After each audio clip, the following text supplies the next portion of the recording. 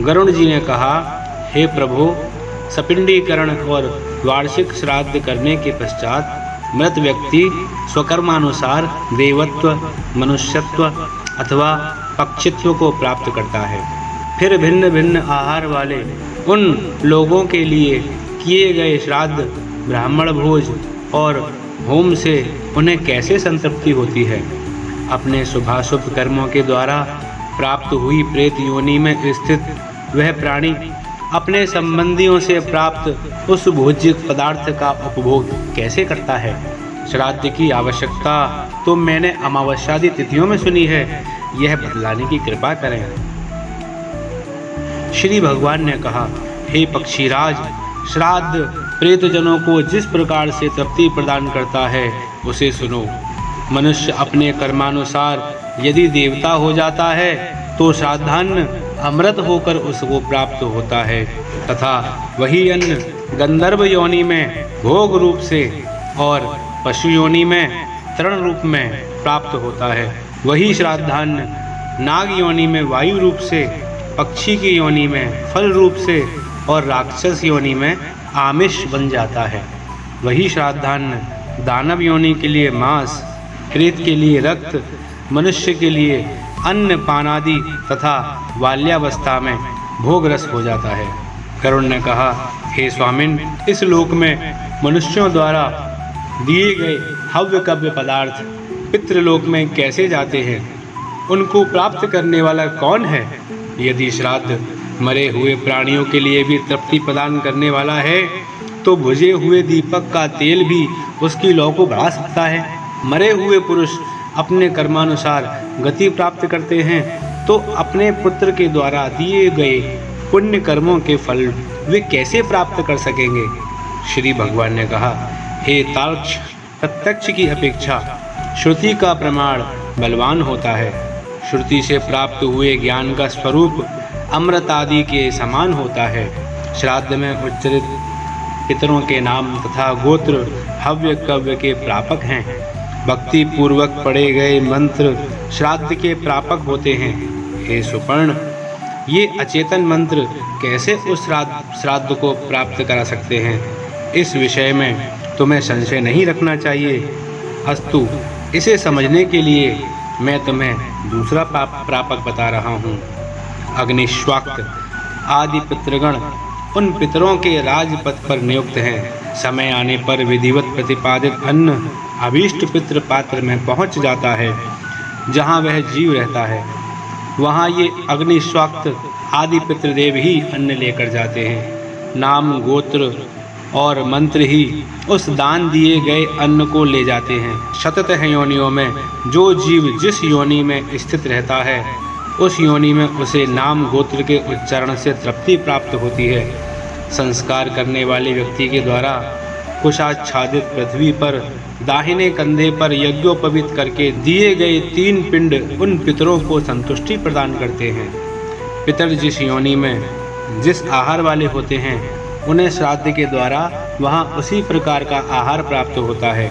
गायों का झुंड तितर बितर हो जाने पर भी बछड़ा अपनी माता को जैसे पहचान लेता है, वैसे ही वह जीव जहाँ जिस योनि में रहता है वहाँ पितरों के निमित्त ब्राह्मणों को कराया गया श्राद्धान्न स्वयं उसके पास पहुँच जाता है। पितृगण सदैव विश्व देवों के साथ श्राद्धान्न ग्रहण करते हैं। ये ही विश्व देव श्राद्ध का अन्न ग्रहण कर पितरों को संतृप्त करते हैं। वसु, रुद्र देवता, पितर तथा श्राद्ध देवता श्राद्धों में संतप्त होकर श्राद्ध करने वालों के पितरों को प्रसन्न करते हैं।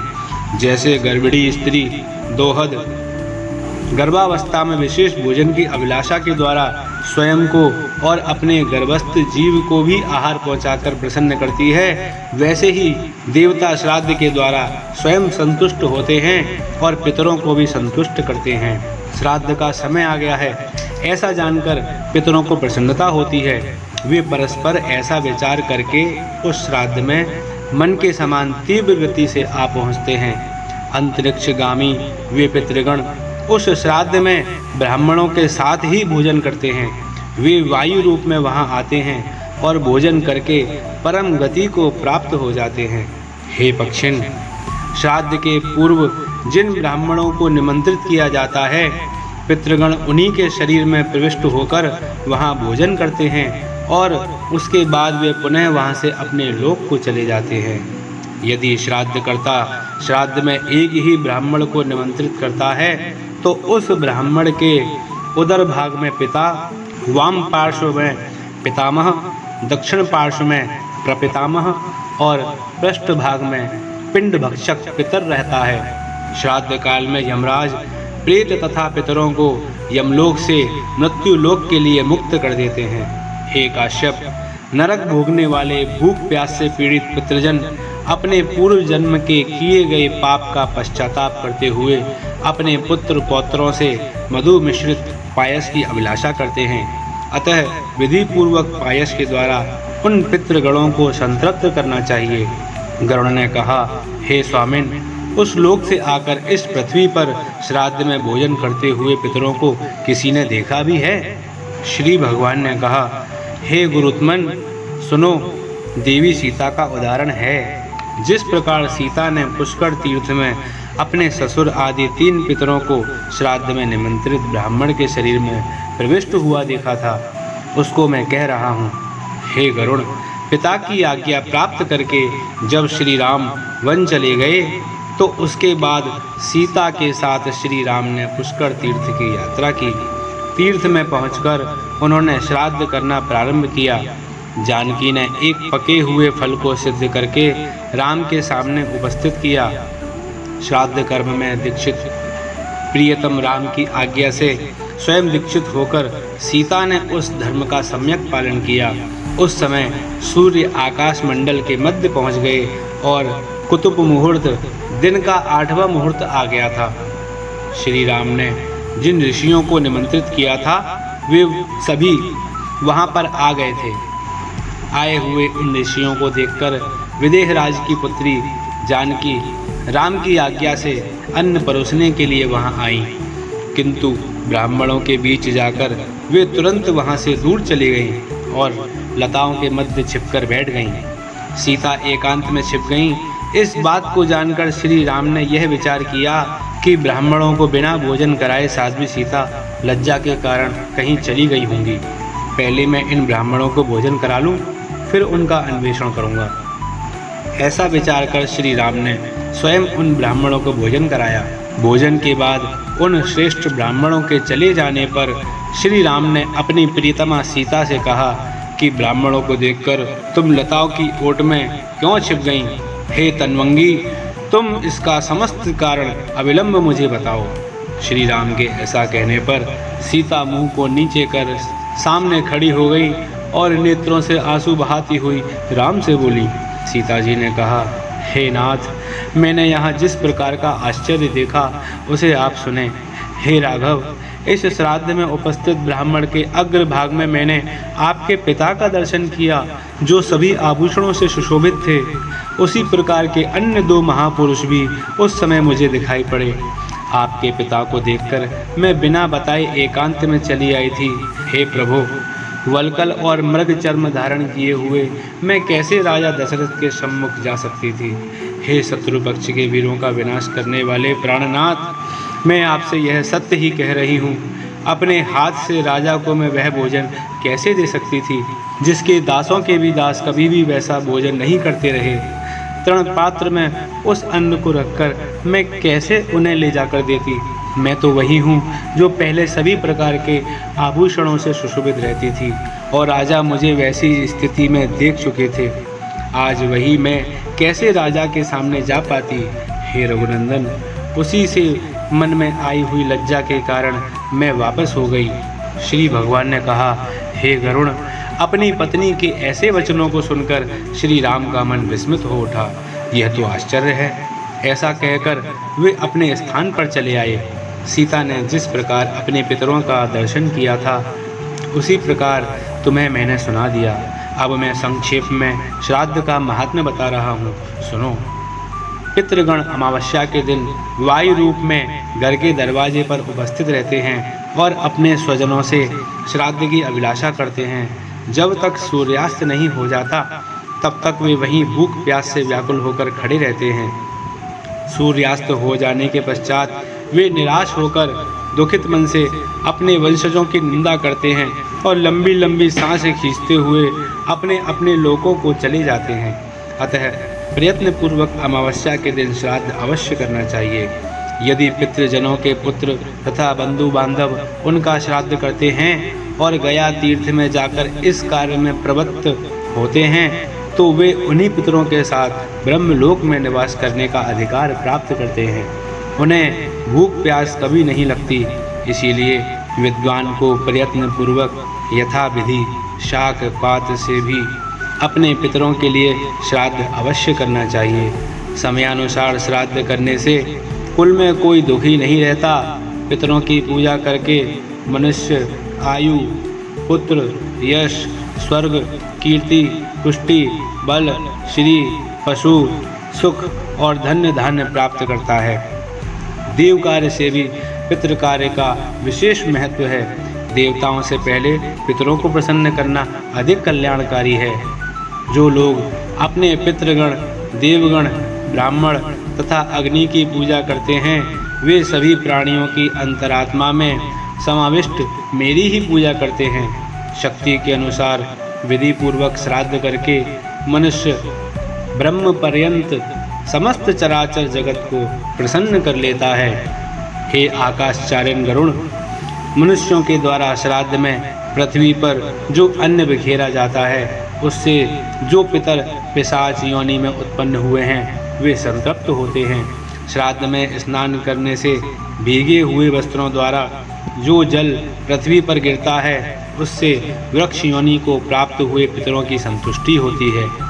उस समय जो गंध तथा जल भूमि पर गिरता है उससे देवत्व योनि को प्राप्त पितरों को सुख प्राप्त होता है। जो पितर अपने कुल से बहिष्कृत हैं, क्रिया के योग्य नहीं हैं, संस्कारहीन और विपन्न हैं, वे भी श्राद्ध में विकिरान्न और मार्जन के जल का भक्षण करते हैं। श्राद्ध में भोजन करके ब्राह्मणों के द्वारा आचमन एवं जलपान करने के लिए जो जल ग्रहण किया जाता है उस जल से उन पितरों को संतृप्ति प्राप्त होती है। जिन्हें पिशाच, कृमि और कीट की योनि मिली है तथा जिन पितरों को मनुष्य योनि प्राप्त हुई है वे सभी पृथ्वी पर श्राद्ध में दिए गए पिंडों में प्रयुक्त अन्न की अभिलाषा करते हैं, उसी से उन्हें संतृप्ति प्राप्त होती है। इस प्रकार ब्राह्मण, क्षत्रिय एवं वैश्यों के द्वारा विधि पूर्वक श्राद्ध किए जाने पर जो शुद्ध या अशुद्ध अन्न तथा जल फेंका जाता है उससे जिन्होंने अन्य जाति में जाकर जन्म लिया है उनकी तृप्ति होती है। जो मनुष्य अन्याय पूर्वक अर्जित किए गए पदार्थों से श्राद्ध करते हैं उस श्राद्ध से नीच योनि में जन्म ग्रहण करने वाले चांडाल पितरों की तृप्ति होती है। हे पक्षिण, इस संसार में श्राद्ध के निमित्त जो कुछ भी अन्न, धन आदि का दान अपने बंधु बांधवों के द्वारा दिया जाता है वह सब पितरों को प्राप्त होता है। अन्न, जल और शाक पात आदि के द्वारा यथा सामर्थ्य जो श्राद्ध किया जाता है वह सब पितरों की तृप्ति का हेतु है। तुमने इस विषय में जो कुछ पूछा था वह सब मैंने तुम्हें बता दिया। तुम अब जो यह पूछ रहे हो कि मृत्यु के बाद प्राणी को तत्काल दूसरे शरीर की प्राप्ति हो जाती है अथवा विलंब से उसको दूसरे शरीर में जाना पड़ता है, वह मैं तुम्हें संक्षेप में बता रहा हूँ। हे गरुड़, प्राणी मृत्यु के पश्चात दूसरे शरीर में तुरंत भी प्रविष्ट हो सकता है और विलंब से भी। मनुष्य जिस कारण दूसरे शरीर को प्राप्त करता है उस वैशिष्ट्य को तुम मुझसे सुनो। शरीर के अंदर जो धूम रहित ज्योति के सदृश प्रधान पुरुष जीवात्मा विद्यमान रहता है वह मृत्यु के बाद तुरंत ही वायवीय शरीर धारण कर लेता है। जिस प्रकार एक तृण का आश्रय लेकर स्थित जोंक दूसरे तृण का आश्रय लेने के बाद पहले तृण के आश्रय से अपने पैरों को आगे बढ़ाता है, उसी प्रकार शरीरी पूर्व शरीर को छोड़कर दूसरे शरीर में जाता है। उस समय भोग के लिए वायवीय शरीर सामने ही उपस्थित रहता है। मरने वाले शरीर के अंदर विषय ग्रहण करने वाली इंद्रियां उसके निश्चेष्ट निर्व्यापार हो जाने पर वायु के साथ चली जाती हैं। वह जिस शरीर को प्राप्त करता है उसको भी छोड़ देता है। जैसे स्त्री के शरीर में स्थित गर्भ उसके अन्नादि कोश से शक्ति ग्रहण करता है और समय आने पर उसे छोड़कर वह बाहर आ जाता है, वैसे ही जीव अपना अधिकार लेकर दूसरे शरीर में प्रवेश करता है। उस एक शरीर में प्रविष्ट होते हुए प्राणी के कालक्रम, भोजन या गुण संक्रमण की जो स्थिति है उसे मूर्ख नहीं अपितु ज्ञानी व्यक्ति ही देखते हैं। विद्वान लोग इसको आतिवाहिक वायवीय शरीर कहते हैं। हे सुपर्ण, भूत प्रेत और पिशाचों का शरीर तथा मनुष्यों का पिंडज शरीर भी ऐसा ही होता है। हे पक्षींद्र, पुत्र आदि के द्वारा जो दशक गात्र के पिंडदान दिए जाते हैं उस पिंडज शरीर से वायवीय शरीर एकाकार हो जाता है। यदि पिंडज देह का साथ नहीं होता है तो वायुज शरीर कष्ट भोगता है। प्राणी के इस शरीर में जैसे कौमार्य, यौवन और बुढ़ापे की अवस्थाएं आती हैं, वैसे ही दूसरे शरीर के प्राप्त होने पर भी तुम्हें समझना चाहिए। जिस प्रकार मनुष्य पुराने वस्त्रों का परित्याग कर नए वस्त्रों को धारण कर लेता है, उसी प्रकार शरीरी पुराने शरीर का परित्याग कर नए शरीर को धारण करता है। इस शरीरी को न शस्त्र छेद सकता है, न अग्नि जला सकती है, न जल आर्द्र कर सकता है और न वायु सुखा सकती है। जीव तत्काल वायवीय शरीर में प्रवेश कर लेता है। यह तो मैंने तुम्हें बता दिया। अब जीवात्मा को विलंब से कैसे दूसरा शरीर प्राप्त होता है उसको तुम मुझसे सुनो। हे गरुड़, कोई जीवात्मा पिंडज शरीर विलंब से प्राप्त करता है, क्योंकि मृत्यु के बाद वह स्वकर्मानुसार यमलोक को जाता है। चित्रगुप्त की आज्ञा से वह वहाँ नरक भोगता है। वहाँ की यातनाओं को झेलने के पश्चात उसे पशु पक्षी आदि की योनि प्राप्त होती है। मनुष्य जिस शरीर को ग्रहण करता है उसी शरीर में मोहवश उसकी ममता हो जाती है। शुभाशुभ कर्मों के फल भोगकर मनुष्य इससे मुक्त भी हो जाता है। गरुड़ ने कहा, हे दयानिधे, बहुत से पापों को करने के बाद भी इस संसार को पार करके प्राणी आपको कैसे प्राप्त कर सकता है, उसे आप मुझे बताएं। हे लक्ष्मी रमण, जिस प्रकार मनुष्य का संसर्ग पुनः दुख से न हो, उस उपाय को बताने की कृपा करें। श्री कृष्ण ने कहा, हे पक्षीराज, प्रत्येक मनुष्य अपने अपने कर्म में रत रहकर संसिद्धि प्राप्त कर लेता है। अपने कर्म में अनुरक्त रहकर वह उस सिद्धि को जिस प्रकार प्राप्त करता है उसको तुम मुझसे सुनो। हे कश्यप नंदन, सत्कर्म से जिसने अपने कालुष्य को नष्ट कर दिया है, वह व्यक्ति वासुदेव के निरंतर चिंतन से विशुद्ध हुई बुद्धि से युक्त होकर धैर्य से अपना नियमन करके स्थिर रहता है। जो शब्दादि विषयों का परित्याग कर राग द्वेष को छोड़कर विरक्त सेवी और यथा प्राप्त भोजन से संतुष्ट रहता है, जिसका मन वाणी शरीर संयमित है, जो वैराग्य धारण कर नित्य ध्यान योग में तत्पर रहता है, जो अहंकार, बल, दर्प, काम, क्रोध, परिग्रह इन षड विकारों का परित्याग करके निर्भय होकर शांत हो जाता है, वह ब्रह्मस्वरूप हो जाता है। इसके बाद मनुष्य के लिए कुछ करना शेष नहीं रह जाता।